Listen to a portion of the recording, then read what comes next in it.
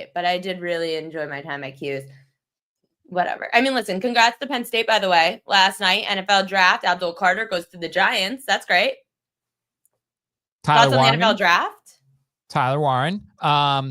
Yeah, obviously, once again, Howie Roseman is one of the big winners. He just finds these guys that fall to him, top 10 talents at pick 31. It sounds like a little bit of a homer thing, but okay. I mean, it is, but I also give your team credit. I mean, Malachi Starks was probably born a Raven. He feels like a typical Baltimore Ravens selection.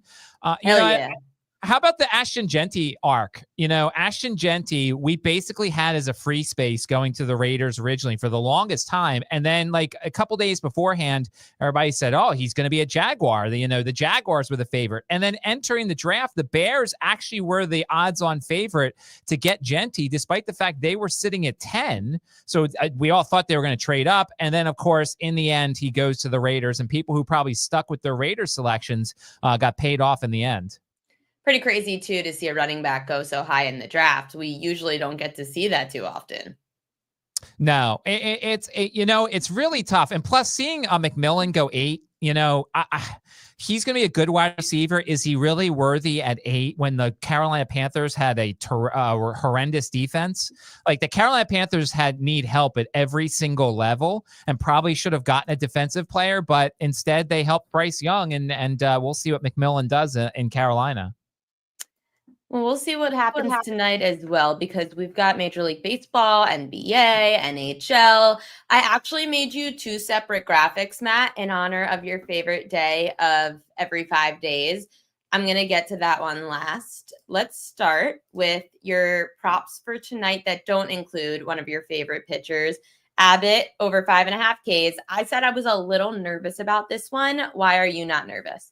So, I mean, I am nervous. It's Colorado. The Rockies, no matter how bad their offense is, they can always have an explosion at Coors Field. And if you look so far, because on our spreadsheet, we broke it out, they've actually gone under more than over their K-props at Coors Field, 6-3 unders to overs at Coors Field. So, yeah, there's a lot of things that are scary, but here's what I like. Mackenzie Gore had 13 strikeouts in 6 innings in Coors Field. Andrew Abbott had 6 strikeouts last year in Coors Field. That's something we always want to look for, is how did somebody, because some people's stuff just doesn't translate well in Coors Field. And so it's always important when you see those pitchers, did they pitch there before? Is it their first time? If this was his first time, I probably wouldn't have played it. I would have rather waited to see.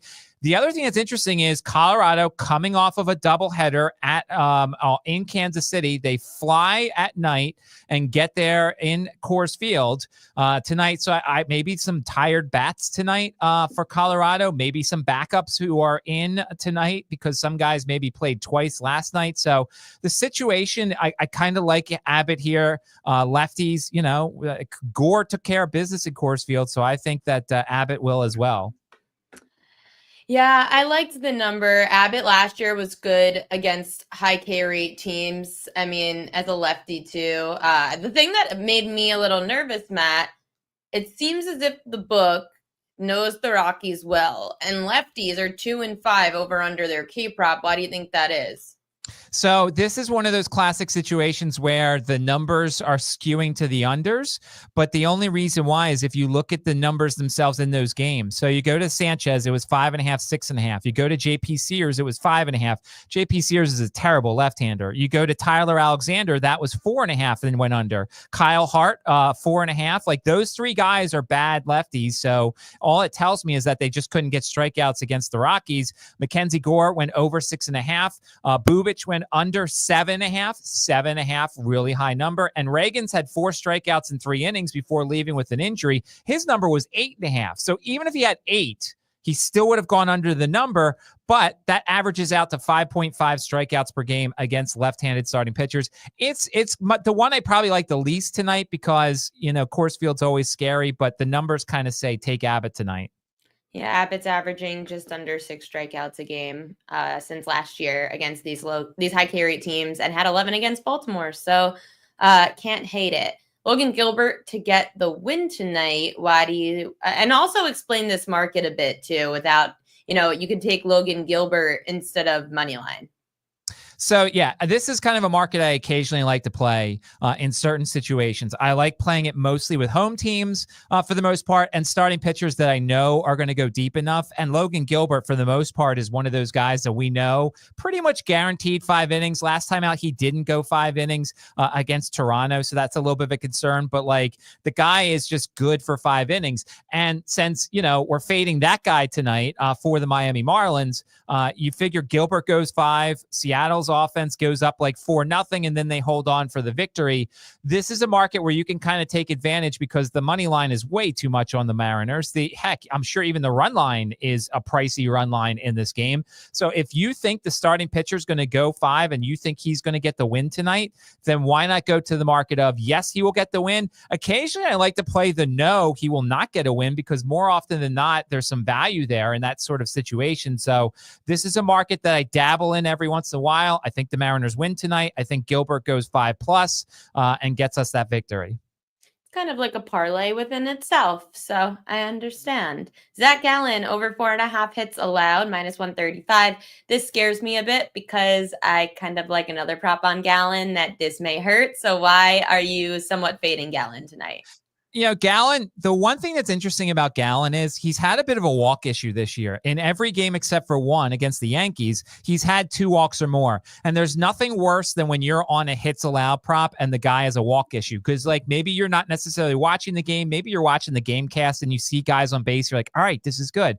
The one thing I think that works in our favor here is Arizona loves to stretch him out. That Cubs game, he pitched terribly. He still went 6 innings. This is the classic situation where I think Gallen goes about 6 innings and spreads hits out. I know I say that a lot, and sometimes it doesn't go that way, but you want to find guys who have length and guys who are in the game long enough to get over that 4.5. Last year, he faced the Braves at home, gave up 7 hits in 5 1/3 innings. Also, if you look at this Atlanta lineup, you know, they did not score against Miles Michaelis a couple of days ago.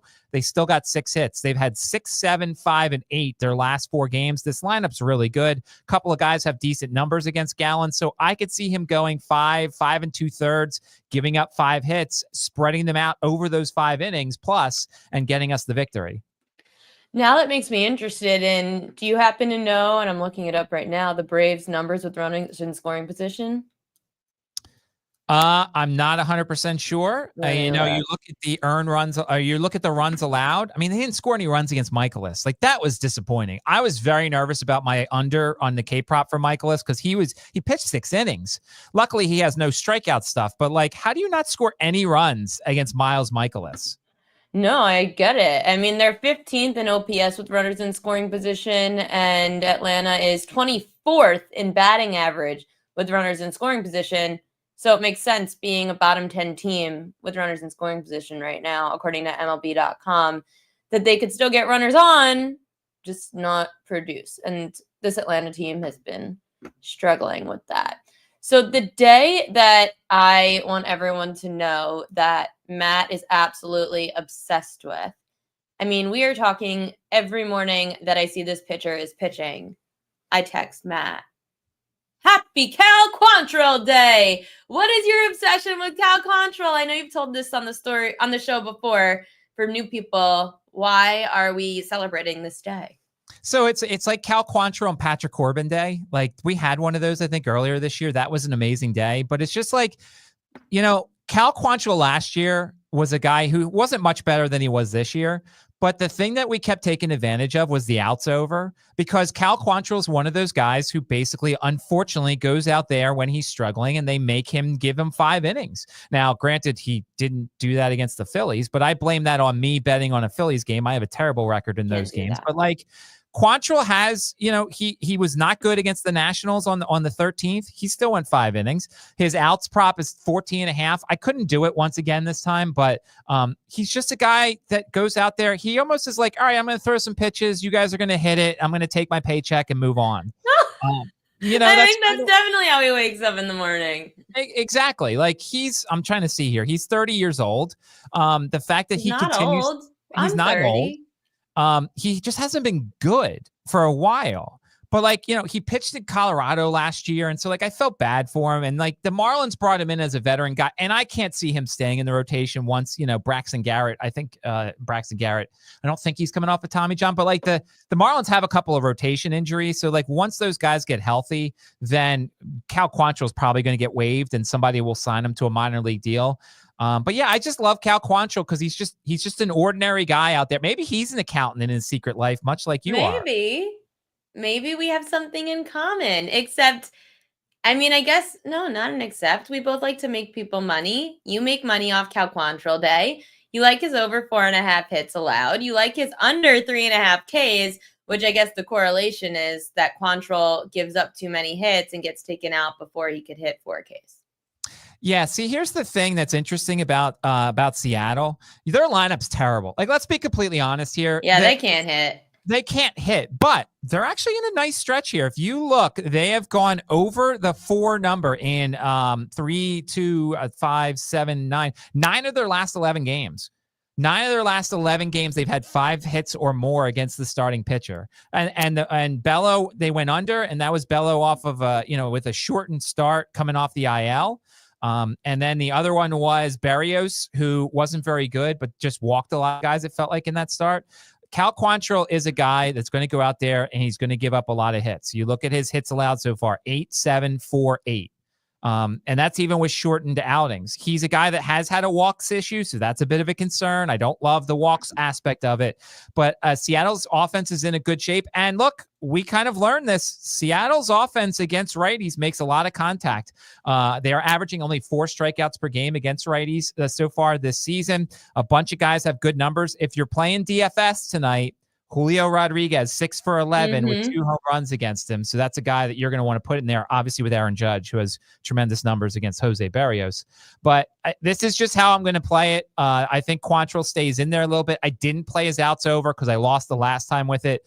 But I just think he's going to allow a bunch of hits to Seattle, and I think Seattle's going to make some contact. It's so funny because I always wonder, like, how does anybody strike out against Cal Quantrill? Because his stuff is just kind of mediocre.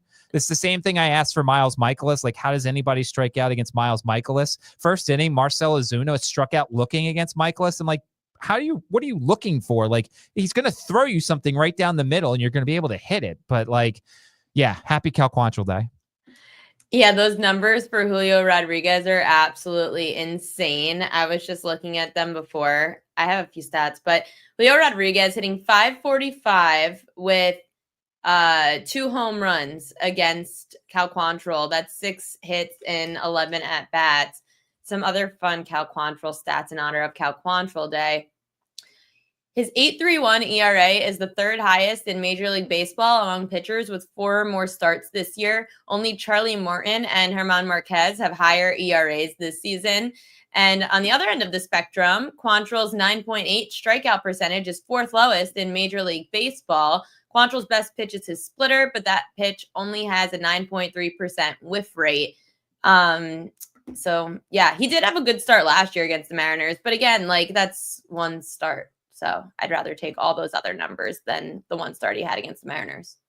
Now, it is a worry that it is plus money on the under for Cal Quantrill here in terms of his strikeouts. That is a worry. I never like necessarily going against the market when it comes to that sort of thing, but it's just he has 8 strikeouts so far in 17 1/3 innings. And he's faced some teams that, I mean, Atlanta, he had 4. The Mets only had 2, the Nats had 2, and the Phillies had 0. So I just think that the Mariners are going to find some contact tonight. And I also, while I have you, we might as well go through some of these trends in the strikeout prop market that have stood out to us. I mean, the Red Sox against lefties, 3-1 over under. We haven't seen too many yet, though. The A's, unfortunately, our trend is kind of dying, Matt. Yeah, these things get hot and cold. Case in point, last year, the Cubs were very hot to the under in K-props and then went very hot to the over and then went back to hot to the under. So it's one of those things where you kind of have to ride it. I mean, case in point, the Angels have gone over their K-prop in 12 straight games. Now, granted, yet last night, Mlodzinski, you might have had under 4.5, but they've gone over in 12 straight K-props, which is why Lopez was a fascinating one for me, and I'm sure you as well. Because my friend Joe asked me earlier, he said, what are your thoughts on Lopez over 6.5 tonight against the Halos? I said, I get it because Lopez is home. Ever since last year, we have massive trust issues against the Angels because that lineup is so hot and cold with their whiffs. Well, and he's coming off the IL. His outs prop is heavily juiced to under 50.5, which means the books are thinking 5 innings max. And so you're telling me that I need 7 strikeouts in 15 outs total, which happens. I said, Ronel Blanco had 7 strikeouts in 5 innings against the Angels too. So it can happen, but you need a guy coming off of a minor league stint to come in 5 innings, get 7 strikeouts. He certainly can, but I couldn't play the under, but I certainly wouldn't play the over tonight. I was shocked when you texted me this morning that you kind of like Pablo Lopez under 6.5 Ks. Yeah, if I wasn't coming off of a not so great day yesterday, I might have taken a chance on it, but I can't do it. The other thing I think was interesting, I know you don't look at the outs market as much as I do. Seth Lugo's outs tonight is 19.5, which is a number we very rarely see. Most times 19.5? 19.5. And here's why. Because for reference, everyone, 15.5 is normally what we see. Right. Or 17.5, because the even 6 innings. Colorado coming off of a doubleheader. Kansas City coming off the doubleheader. Kansas City used a lot of bullpen in that series against Colorado. So the books are saying Seth Lugo is going to go almost 7 innings tonight, which he's done the last couple of starts, but you very rarely see 19.5 outs for anybody tonight. So if anybody's wondering why that's the case, it's because of the doubleheader they just came off of. So they're saving their bullpen, the Royals. Damn, that's insane. How are Lugo's home numbers? Do you know? I mean, we can certainly look it up to see. Well, let me see what MLB research team sent about Seth Lugo today. So Seth Lugo, well, he's going to pitch for Team Puerto Rico, so that's the main headline. Lugo has lost 3 straight starts for the first time in his career. He posted a 4.26 ERA during this stretch, but Kansas City has scored just 2 runs combined in those outings. Lugo was 1-0 with a 2.08 ERA in 2 starts versus Houston last year. Lefty, oh no, wrong pitcher. So yeah, I mean, that's all I've really got on Seth Lugo. So he was doing well till his last 2 starts. And he went 6 2/3 in both of those starts, which is over the 19.5 outs. So it's another reason why. But he also went 6 innings against the Orioles. That wouldn't be good enough. It's just a number we don't see very often in outs, and you kind of understand why. That's insane. On Zach Wheeler, for reference, we see 18.5 at home. Like, yeah. Logan Gilbert was 18.5 tonight, and it was heavily juiced to the over. Like, the books love doing 18.5s and heavily juicing it to the under. Yeah. Because the pitchers nowadays don't go 6 innings. This is why you don't see 19.5. It just does not happen. So it'll be interesting to see if Lugo can do it for a 3rd straight outing. And Michael Wacha's pitching tomorrow, so they know they have to use their bullpen tomorrow in Kansas City. Just as a recap for everybody for Matt's picks for tonight, he likes Abbott over K's, Gilbert to get the win, Zach Gallen over 4.5 hits, then happy Cal Quantrill day, over 4.5 hits for Quantrill and under 3.5 Ks in plus money. Mid-Major Matt, thank you so much for coming on the show again. We'll see you next week. Good luck tonight.